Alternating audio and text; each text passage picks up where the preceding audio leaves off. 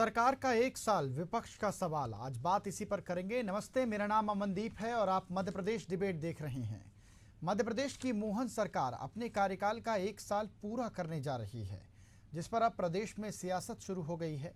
एक साल के कार्यकाल का बही खाता लेकर विपक्ष अब सरकार से जवाब मांग रही है। 16 दिसंबर को कांग्रेस विधानसभा का घेराव कर हिसाब दो जवाब दो आंदोलन करने जा रही है। बता दें, मध्य प्रदेश की मोहन सरकार 13 दिसंबर को एक साल का कार्यकाल पूरा कर लेगी। पिछले एक हफ्ते में कांग्रेस के प्रदेश अध्यक्ष जीतू पटवारी और विधानसभा में नेता प्रतिपक्ष उमंग सिंघार ने बीजेपी सरकार पर जमकर हमला बोला। वहीं बीजेपी सरकार के मंत्री विश्वास सारंग और प्रदेश अध्यक्ष वीडी शर्मा ने भी कांग्रेस को मुंहतोड़ जवाब दिया है। बीजेपी के एक साल पूरे होने पर कांग्रेस जहां सरकार को घेरने का प्लान तैयार कर रही है, तो वहीं बीजेपी सरकार के एक साल के कामों की उपलब्धि जन जन तक पहुंचाने में जुटी हुई है। पीसीसी चीफ जीतू पटवारी और नेता प्रतिपक्ष उमंग सिंघार ने मोहन सरकार के एक सालों का हिसाब मांगा है और कहा है कि विपक्ष बीजेपी सरकार के एक साल पूरे होने पर 16 दिसंबर को विधानसभा का घेराव कर हिसाब दो जवाब दो आंदोलन करेगी। कांग्रेस के आरोप पर मंत्री विश्वास सारंग ने कहा कि कांग्रेस बिना तथ्य के आरोप लगा रही है। मध्य प्रदेश की मोहन सरकार विकास के नए आयाम स्थापित कर रही है। जनता के कल्याण, आर्थिक अनुशासन की बात करते हुए हर प्रकार से बजट की व्यवस्था कर रही है। इधर नेता प्रतिपक्ष उमंग सिंघार ने कहा कि 16 दिसंबर को कांग्रेस विधायकों और कार्यकर्ताओं के साथ विधानसभा का घेराव किया जाएगा। गांव-गांव तक इसको लेकर जन जागरूकता अभियान चलाया जाएगा। जनता को उनके अधिकार दिलाने की कोशिश करेंगे। सीएम मोहन के कार्यकाल का एक साल पूरा होने पर प्रदेश सरकार को घेरने के लिए जीतू पटवारी और उमंग सिंघार की जोड़ी ने खास रणनीति बना ली है। सीएम डॉक्टर मोहन यादव ने अपने एक साल के कार्यकाल में कई काम ऐसे किए हैं जो उन्हें शिवराज सिंह चौहान से आगे लाकर खड़ा करते हैं। मसलन छिंदवाड़ा की सीट जिसे जीतने के लिए बीजेपी ने पूरा जोर लगा दिया था, लेकिन उनके कार्यकाल में जीत नहीं पाए। वहीं जब कमान सीएम यादव के हाथ में आई तो उन्होंने 26 साल बाद कमलनाथ के अभेद किले को ढहा दिया था। लगता है उन्होंने सरकार चलाने के लिए अपनी प्राथमिकताएं तय कर ली हैं। वो उद्योग, शहरी विकास और राजस्व बढ़ाने पर ध्यान दे रहे हैं। देखना होगा कि उनके प्रयास कितने सफल होते हैं। क्या वो अपने पूर्ववर्ती मामा की लोकप्रियता को खुद से बदल पाएंगे? क्या वो मध्य प्रदेश को नई ऊंचाइयों पर ले जा पाएंगे? आज इसी मुद्दे पर चर्चा करेंगे, लेकिन उससे पहले देखते हैं राजनेताओं की प्रतिक्रियाएं।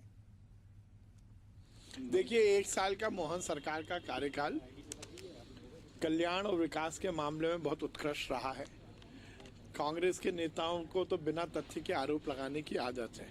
3 दिन पहले उन्होंने एक प्रेस कॉन्फ्रेंस की थी, जिसमें प्रेस कॉन्फ्रेंस में कुछ बोला और प्रेस नोट कुछ आया, क्योंकि प्रेस कॉन्फ्रेंस में एक भी तथ्य तो वो बता नहीं पाए, एक आंकड़ा बता नहीं पाए।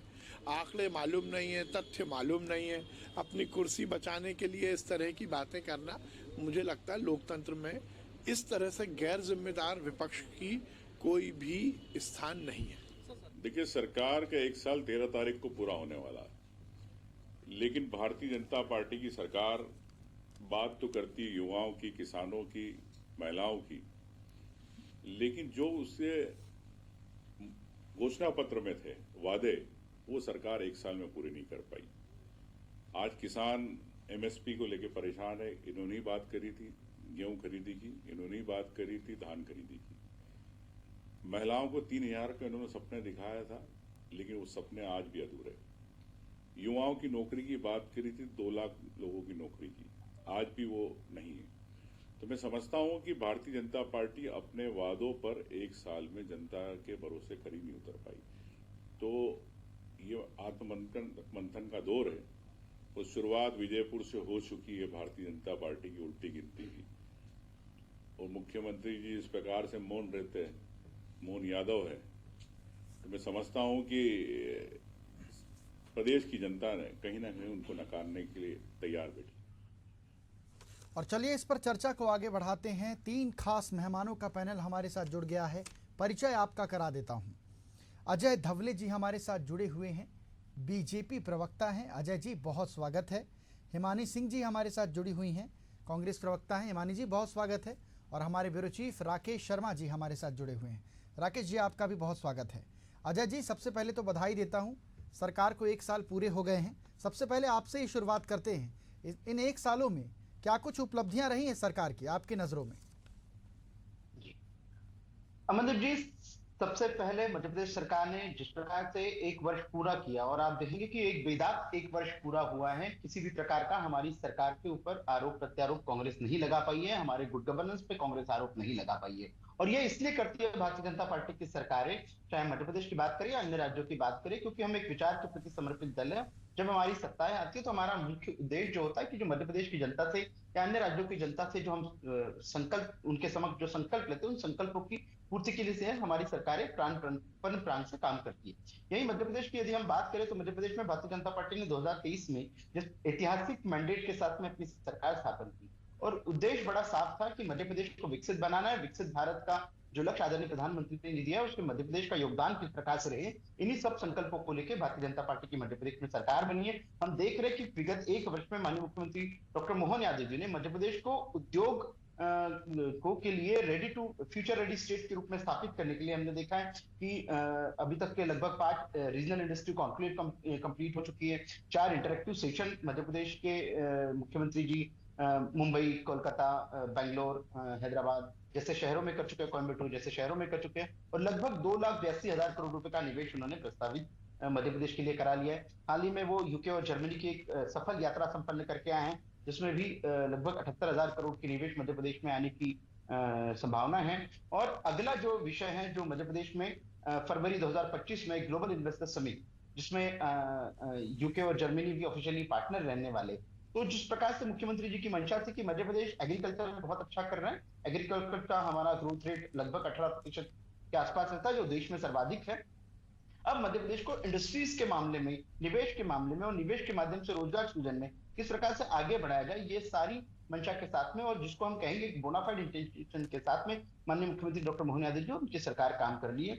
1 वर्ष पूरा होने पे जिस प्रकार का एक विषय है कि वर्ष 2025 को उद्योग वर्ष के रूप में मनाने की बात हो, या हमारे संकल्प पत्र के लगभग 50 संकल्प हम लोगों ने पूरे कर लिए, और 300 से अधिक संकल्प पत्रों पर अभी काम चल रहा है। तो भारतीय जनता पार्टी का बार बार संकल्प पूर्ति का इतिहास रहा है, इसलिए मध्य प्रदेश की जनता बार बार भारतीय जनता पार्टी को चुन के देती है। और यदि हम बात करें तो कांग्रेस जो हमारा मुख्य विपक्षी दल है, आपने इस पूरे 1 वर्ष में भी देखा है कि कांग्रेस ने विपक्ष की भूमिका भी नहीं निभाई। जो एक सार्थक विपक्ष की भूमिका कांग्रेस को निभानी थी, वो कांग्रेस सिर्फ एक पत्रकार वार्ता आयोजित करके पीसी के माध्यम से आरोप लगाकर, और फिर उन आरोपों का कभी कांग्रेस ने फॉलोअप भी नहीं है। ऐसे अनेक विषय हम आपके समक्ष गिना सकते हैं जिनपे कांग्रेस ने सिर्फ पत्रकार वार्ताएं की है, उसके बाद ना कांग्रेस के नेतृत्व ने उसका कभी फॉलोअप किया, ना कांग्रेस के कार्यकर्ताओं ने उसका फॉलोअप किया। तो हम लोगों के साथ में दिक्कत भी है कि मध्य प्रदेश में एक सशक्त विपक्ष नहीं मिला है, लेकिन फिर भी हमारी सरकार मध्य प्रदेश की जनता के प्रति जवाबदेह है, और उसी जवाबदेही के साथ में मध्य प्रदेश में सुशासन के साथ में। ठीक है अजय जी, हिमानी जी से बात कर लेते हैं अब। हिमानी जी, अजय जी ने कहा है कि मजबूत विपक्ष नहीं मिला है मध्य प्रदेश में। जी सही बोल रहे हैं, बिल्कुल बहुत सारी चीजें इन्होंने बोली। अब आप मुकर जाएं थोड़ी देर बाद, कह दें विपक्ष मजबूत नहीं है, सब कुछ कह दें कि हमारे पर कोई आरोप ही नहीं लगा, और फिर कह दें आरोप लगाया प्रेस कॉन्फ्रेंस में पर फिर फॉलो अप नहीं लिया, इसलिए हमने उस आरोप को गिनती में नहीं माना। नरसिंह घोटाला ले लीजिए, 1500 करोड़, 800 करोड़, 500 करोड़ के ड्रग्स पकड़े जाने को, टोटल मिला के कुल 3000 करोड़ का ड्रग्स मध्य प्रदेश में उद्योग पनप गया 1 साल के अंदर। इनकी उपलब्धि है 50 संकल्प पत्रों में जो दिखाई। बेटियों से बलात्कार के मामले में, जबकि एक बार लोकसभा के चुनाव की आचार संहिता लगी हुई थी, लोकसभा के चुनाव की आचार संहिता में प्रशासन ज्यादा मुस्तैद रहता है, तो 1-2 महीने के लिए आंकड़े कम हो गए थे। उसके बाद बेटियों के अत्याचार की जो लिस्ट है, 90 दिन में 108, एक दिन में 1 से ज्यादा मध्य प्रदेश में बलात्कार हो रहा है। किसानों यूरिया की लाइन में लग लग के पिट रहे हैं, हार्ट अटैक आ रहे हैं, बीमार हो रहे हैं। तो आरोप प्रत्यारोप तो कोई हमने ना लगाए, ना इन्होंने कभी लिए और ना इन्होंने स्वीकार किया। इन्होंने कह दिया कांग्रेस हम पर कोई आरोप लगा ही नहीं पाई है, क्योंकि इनको वो कहते हैं ना, सावन के अंधे को सिर्फ हरा ही हरा दिखाई देता है। तो बाकी चीजें तो मैं भी यही बताना चाहूंगी, कांग्रेस को मजबूत विपक्ष बनने के लिए पहले जरूरत है कि भारतीय जनता पार्टी खुद ही एक दूसरे का विपक्ष बनने से फुर्सत पा जाए। तो कांग्रेस जो विपक्ष बन के उनके ऊपर आरोप लगा रहा है, उनकी जो नाकामियां गिना रहा है, तब उनको देखने में आएंगी। खुद आपकी बाइट के माध्यम से पता चल रहा है, और मैं हमेशा से बोलती आ रही हूँ कि शिवराज जी से आगे लाकर खड़े कर दिया छिंदवाड़ा की एक सीट जीतकर, तो मुख्यमंत्री मोहन यादव का पूरे एक साल में सिर्फ एक इस बात को लेकर नहीं, हर चीज में जो भी इन्वेस्टर समिट होते हैं, जो भी कार्यक्रम, जो कि अभी सिर्फ अजय धवले जी भी बोल पा रहे हैं कि ऐसा होने वाला है, एक साल में हुआ कुछ भी नहीं है। तो वो सब कुछ करने के चक्कर में ये लोग एक दूसरे को नीचे ही दिखाते रहते हैं कि शिवराज जी से मजबूत छवि बन जाए। एक साल में उनके 18 साल के कार्यों को पीछे दिखाने का काम कि आज से पहले कभी नहीं हुआ, इस तरह का वो करते रहे। उनकी प्राथमिकता चुनाव जीतना ही रही। पूरे जब से वो बने हैं तब से चुनाव, फिर लोकसभा चुनाव, फिर उपचुनाव, ये चुनाव जीतने में ही उनका सारा फोकस रहा है। तो मध्य प्रदेश की तरफ ज्यादा ध्यान नहीं दे पाए हैं, बिल्कुल हम स्वीकार करते हैं। तो इसलिए शायद उसी जो ध्यान नहीं दे पाए, उसी में शायद देख नहीं पाए कि मध्य प्रदेश में क्या क्या हालात बन गए और विपक्ष ने उनके ऊपर क्या क्या इल्जाम लगाए हैं और क्या क्या आरोप लगाए हैं। तो मुझे लगता है कि अजय धवले जी को और मोहन यादव जी को खास तौर पर ये देखने की जरूरत है कि मध्य प्रदेश में वास्तविक स्थिति क्या है। अभी कल की न्यूज थी कि एक महिला जो है विधवा थी, लाइन में लगी हुई थी, उपद्रवियों में डालकर उसको जेल में डाल दिया। उसका पिता पहले से ही नहीं है, बच्चा 7 साल का सड़कों पर भटक रहा है, वो एक विधवा माँ उपद्रवी हो गई मध्य प्रदेश सरकार के लिए, जो अपने किसान है खेत के लिए यूरिया मांग रही थी और वो उपद्रवी हो गई, उसको जेल में डाल दिया गया। तो ये मध्य प्रदेश की स्थिति स्वीकार नहीं करें तो कहते हैं बिल्कुल हमारा। ठीक है हिमानी जी, जवाब ले लेते हैं अजय जी से। Ajay ji, law and order की बात इन्होंने कही है। अच्छा, कह रही हिमानी जी कुछ कह रही हैं, उनकी बात कंप्लीट होने देते हैं, उसके बाद अजय जी आपके पास आता हूँ। कहिए हिमानी जी। जी दूसरा एक पॉइंट, अभी आज ही खुद हेडलाइंस हैं प्रमुख समाचार पत्रों की और सभी ने, आपने भी सुनी होंगी कि कैबिनेट बैठक में कैलाश विजयवर्गीय जी और प्रहलाद पटेल जी भिड़ गए कि सब कुछ उज्जैन के लिए चला जाएगा। 2300 कुछ करोड़ की सड़क सिर्फ उज्जैन के लिए, तो बाकी प्रदेश का क्या होगा? अगर सिंहस्थ के लिए कुछ करना है तो मध्य प्रदेश के मुख्यमंत्री जो है अभी विधायक की भूमिका से बाहर नहीं आ पाए हैं, जो वो मध्य प्रदेश की तरफ देख पाए। तो उनके खुद के अंदर जो एक विपक्ष बना हुआ है, कैलाश जी मंचों से उनको चेतावनी। ठीक है हिमानी जी, जवाब ले लेते हैं अजय जी से। अजय जी कहिए, जवाब दीजिए। जी मुझे लगता है यही बात है अमनदीप जी की कांग्रेस सिर्फ आरोप लगाना जानती है, और कांग्रेस कभी फैक्ट्स के साथ में आरोप नहीं लगाती। मुझे लगता है कांग्रेस का उस दिन की जो भी जीतू पटवारी जी और प्रदेश कांग्रेस की जो पत्रकार वार्ता थी, आप देखेंगे इनके आंकड़े उठाकर देख लीजिए। ये मध्य प्रदेश में कर्ज की बात करते हैं, मध्य प्रदेश में क्राइम की बात करते हैं, मध्य प्रदेश में करप्शन की बात करते हैं। हमने हमेशा तथ्यात्मक रूप से ये प्रूव कर दिया, मध्य प्रदेश की जनता के समक्ष भी ये हमने सिद्ध कर दिया कि कांग्रेस वास्तव में वादाखिलाफी और विश्वासघात वाला दल था। और भारतीय जनता पार्टी के लिए बात करें तो हमने हमेशा सुशासन के आंकड़े दिए, हमने हमेशा हमारी सरकार ने किए हुए कामों का ब्यौरा मध्य प्रदेश की जनता के समक्ष दिया है। और रही बात आज कांग्रेस की करें तो आज हम आपके चैनल पर डिबेट कर रहे हैं और आज का ही एक उदाहरण मैं अभी आपके सामने पढ़ के बता रहा हूं कि कांग्रेस संगठन में की बैठक में संग्राम, और ये है इंदिरा गांधी भवन इंदौर की। एक बात कर ले, हिमानी जी खुद वहां से आती है, वो बता पाएंगे कि मालवा प्रांत के प्रभारी संजय दत्त के सामने कांग्रेस के कार्यकर्ता जिस प्रकार से लाते घुसे चला रहे हैं और वो पुलिस थाने पहुंचे हैं, तो ये मध्य प्रदेश में इस प्रकार का लॉ एंड ऑर्डर तो भारतीय जनता पार्टी की सरकार संभाल रही है। जिस प्रकार के लाते घुसे वहां चलाए जा रहे हैं, कांग्रेस की संगठन की बैठक है और वहां पर देखिएगा कैबिनेट मंत्री भिड़ गए मुख्यमंत्री, कांग्रेस की संगठन देखिए आप उसको, आप सिर्फ समाचार पत्रों की हेडलाइन। मुझे लगता है कि विषय पर बात करनी चाहिए। कि कांग्रेस के कार्यकर्ता अजय जी और हिमानी जी, आप दोनों से गुजारिश, मुझे लगता है हम विषय से भटक रहे हैं, विषय पर बात करते हैं। 1 साल हो गए हैं सरकार को, विषय ये है, इस पर अजय जी अपनी बातें रखिए आप, लेकिन विषय से भटकिए मत। मध्य प्रदेश की जनता के समक्ष भारतीय जनता पार्टी हमेशा अपना ट्रैक रिकॉर्ड लेके जाती है। हम विपक्ष ये पूछना चाहते हैं कि यदि आपकी बातों में दम है, यदि आपकी बातों में आप विश्वसनीय बातें कर रहे, तो मध्य प्रदेश की जनता भी आप पे विश्वास करे। लेकिन आपने ये नहीं देखा, विगत 20 वर्षों में मध्य प्रदेश की जनता ने कभी कांग्रेस की बातों पे विश्वास नहीं किया। कांग्रेस का वादा खिलाफी का इतिहास रहा।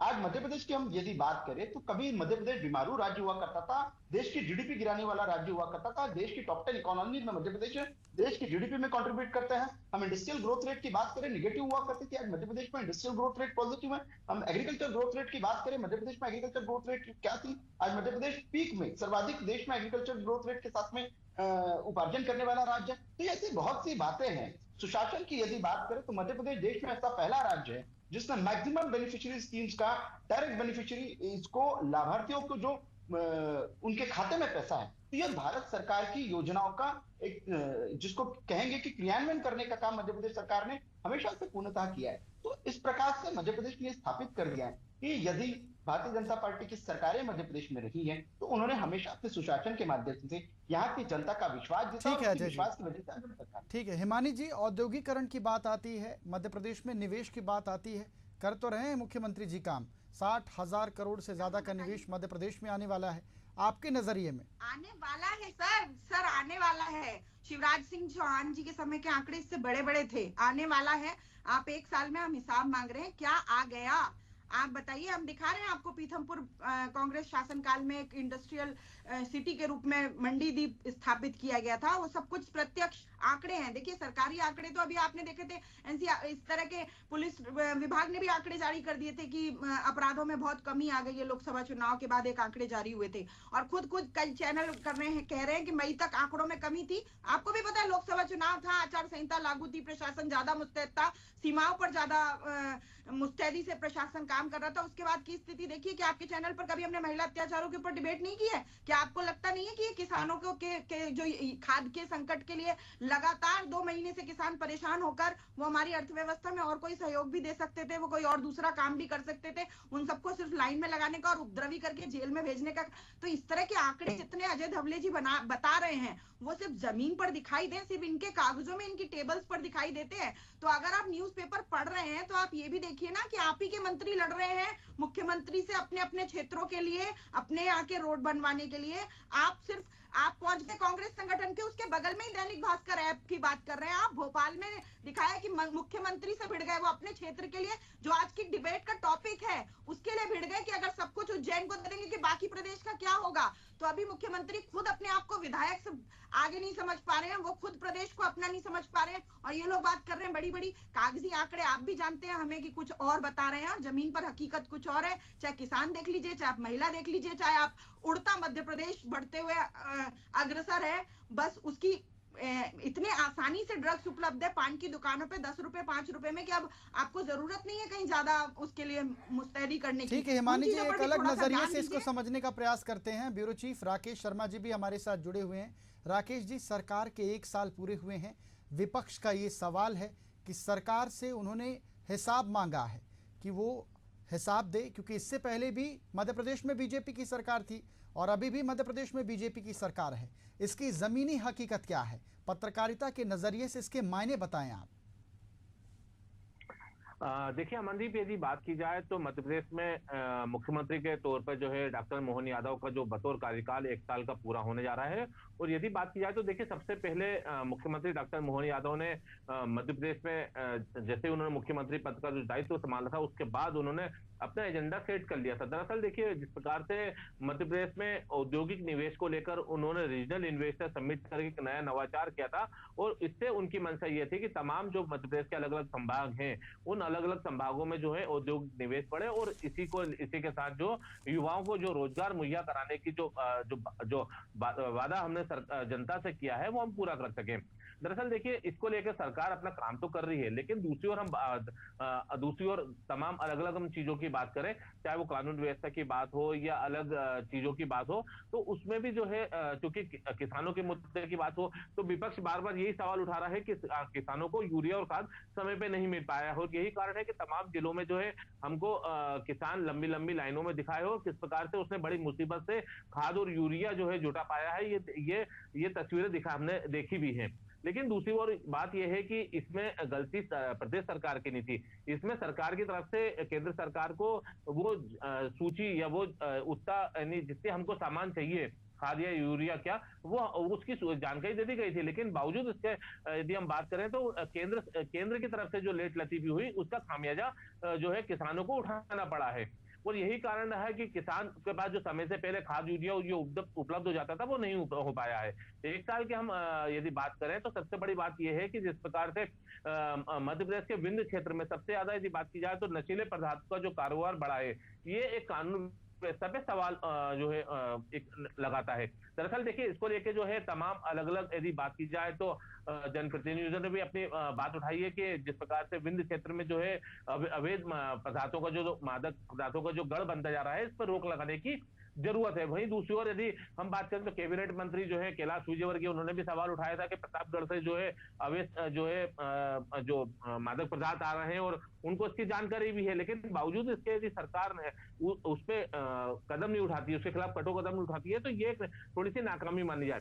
दूसरी ओर बात यह है कि सरकार फोकस कर रही है केवल औद्योगिक निवेश को लेकर। देखिए, इसके परिणाम आएंगे थोड़े दिनों बाद जो है औद्योगिक निवेश आएगा, जब स्थापित होगा, इकाइयां स्थापित होंगी, तब रोजगार मिलना शुरू होगा। और जब 5 साल के बाद सरकार अपना रिपोर्ट कार्ड पेश करेगी आम जनता के सामने, तो उसमें ये बताएगी कि हमने कितना औद्योगिक निवेश के लिए हमने जो विदेशी निवेश लेकर आए हैं, चाहे हमने बाकी निवेशकों से कहा था कि निवेश करने को लेकर, तो हमने कितना उस क्षेत्र में हम कितना कामयाब हो पाए में अपना रिपोर्ट कार्ड पेश करेगी। लेकिन देखिए, कहते हैं कि हर एक साल में जो है सरकार का रिपोर्ट कार्ड भी पेश होता है।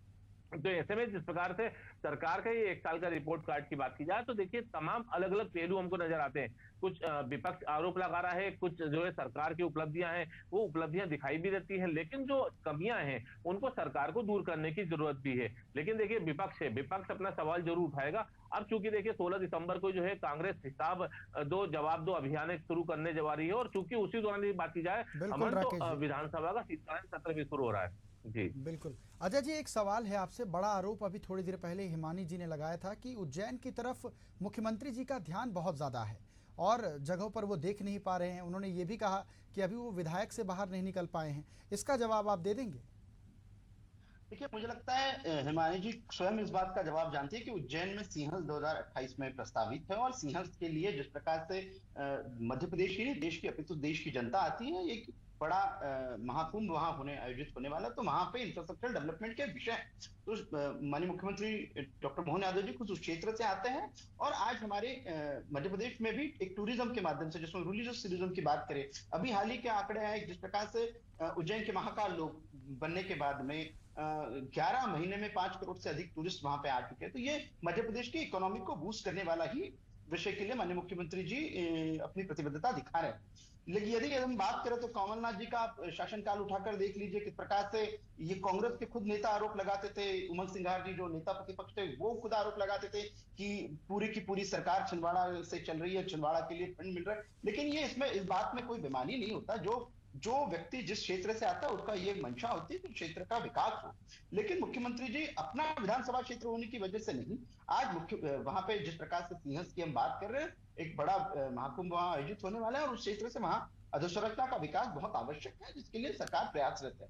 रही बात दूसरी, मैंने कहा कि आरोप प्रत्यारोप लगाना कांग्रेस का स्वभाव हो गया है। कांग्रेस कहीं से भी मुझे नहीं लगता कि आज इन विषयों का अध्ययन कर रही कि मध्य प्रदेश में विगत 20 वर्षों से हमारी। चलिए, बिल्कुल अजय जी, जवाब ले लेते हैं हिमानी जी से, क्योंकि समय बेहद कम है। हिमानी जी, बहुत संक्षिप्त में अपनी बात रखिएगा, मात्र 40 सेकंड है आपके पास।